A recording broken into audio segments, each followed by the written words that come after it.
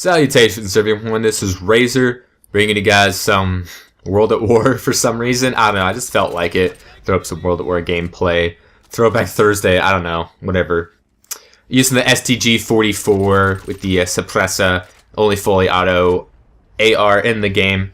But it's one that I like. I like it. I don't feel like it's too overpowered, and it's a fun gun to use. Nice switch up from other things. But I don't know, I would like to do a Throwback Thursday kind of a thing. It's something that I've wanted to do for a long time, and I mean games older than, 5 or 6 years. Actual old games, something before the 360. But there's certain things that have to be implemented before that can become a full-fledged thing. So, I don't know, it's something that I want to be able to do in the future. There's a lot of new things that I want to do and bring to this channel. There's also a lot of older things that I want to bring back to the forefront, as well as, keep some current things going. So, it's an odd game to play, YouTube. It's an odd beast to wrangle with. Very, very unpredictable. It's a strange game to play. So, let me know if you guys have anything in mind of what you would like to have me bring, something new or something old, or to keep certain current things in play. And it's a gamble. Whenever you put something different out, you don't know what it's going to bring. Sometimes I think this is going to be big and it's not. Sometimes I think this is going to be dumb and ends up being pretty big. And it's just it's an odd lottery that every video brings you. You don't know. It's a box of chocolates. You don't know what you're gonna get, and sometimes things go to plan, sometimes things don't, and sometimes you get surprised one way or another, and that's just fine. That's just the way the cookie crumbles. But I know my channel has definitely changed, I think, just in the past year. And I don't mean this channel in particular, but when I say my channel, I'm saying my channel as a whole of what I've produced over the last 3+ years, from my old channel to my new channel. I treat it as the same because the content really hasn't been different in an overall sort of sense, but I've spread myself out more than I had been. Like the Twitch channel is a new fun thing that I'm doing. For those who don't know, I stream on Twitch 2 or 3 times a week.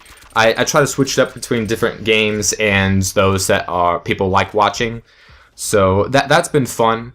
And as far as my YouTube channel goes, that's definitely different from what it was a year ago, to where it was mostly a exclusive, not quite exclusive, but mostly an exclusive Call of Duty commentary type of thing. And now it's not so much anymore. I've implemented different games and different types of videos within those games, and it's something I want to continue doing.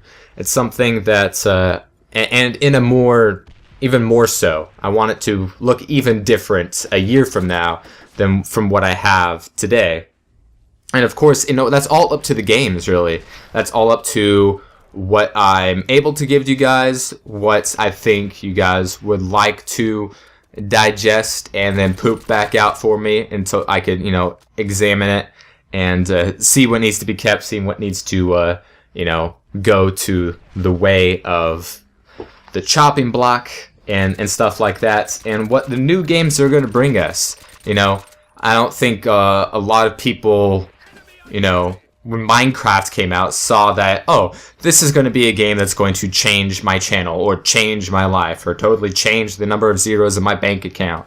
I don't think that's something a lot of people saw coming, but no one saw Minecraft coming. That's a 1 in a billion type of thing that you're not going to be able to replicate, and it's lightning in a bottle. I mean, it's like the tiniest bolt of lightning that made it in the tiniest opening of the world's tiniest bottle. That's how incredibly crazy Minecraft is, and it's just blowing up, getting bigger by the day. And there's gonna be a movie coming out, and there's just no signs of slowing down. But it's weird to imagine what the future has in store for us, because the universe is queerer than what we can suppose. Even in our wildest dreams, we'll never be able to fully imagine just how different, how strange the future is going to be compared to what we can imagine today. You take a look at like the old sci-fi movies from just 10 years ago, 15 and then 20 and then 30.